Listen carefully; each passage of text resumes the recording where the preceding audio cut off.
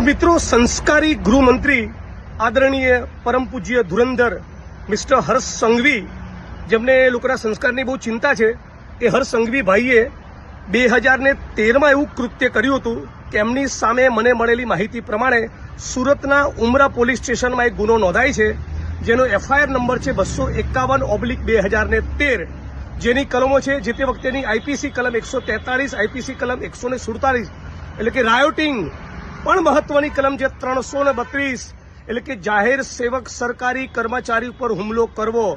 જી હા, ગુજરાતના નાયબ મુખ્યમંત્રી હોમ મિનિસ્ટર હર્ષ સંઘવી ઉપર 2013માં સુરતના ઉમરા પોલીસ સ્ટેશનમાં એફઆઈઆર નંબર 251/2013 દરમિયાન આ કલમ 332 હેઠળ એક સરકારી કર્મચારી પર હુમલો કરવાનો ગુનો નોંધાયેલો.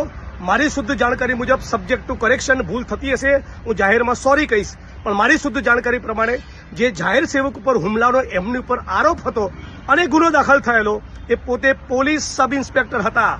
ગુજરાતમાં ભારતીય જનતા પાર્ટીના માણસો જે પોલીસના મિત્રોને મારી સામે ઉશ્કેરી રહ્યા છે, એ લોકો જાણે કે હર્ષ સંઘવી કેટલા સંસ્કારી છે, એમના સંસ્કાર કેટલા ઉજળા છે કે જાહેર સેવક પોલીસ કર્મીની ઉપર હુમલો કરવાનો આઈપીસીની કલમ 332 મુજબ એમની સામે ઉમરા પોલીસ સ્ટેશનમાં જે તે વખતે ગુનો દાખલ થયેલો. અને પછી આગળ જતા તમે સમજી શકો છો, કલમો નીકળી ગયેલી અને સાદી એકાદી કલમ કદાચ કોઈ બચી હતી. અને બીજા પણ ભારતીય જનતા પાર્ટીના મિત્રોએ પટ્ટા ઉતારી દેવાની વાત એટલા માટે કરી હતી પોલીસના કે એ એમના નજીકના પરિચિત થતા હતા અમુક આરોપીઓને બચાવવાની વાત હતી. મારા કિસ્સામાં એવું નથી.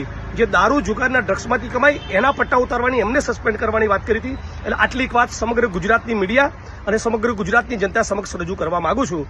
આશા રાખું છું કે આ વિડીયો સંસ્કારી મંત્રીને ખૂબ પસંદ આવશે.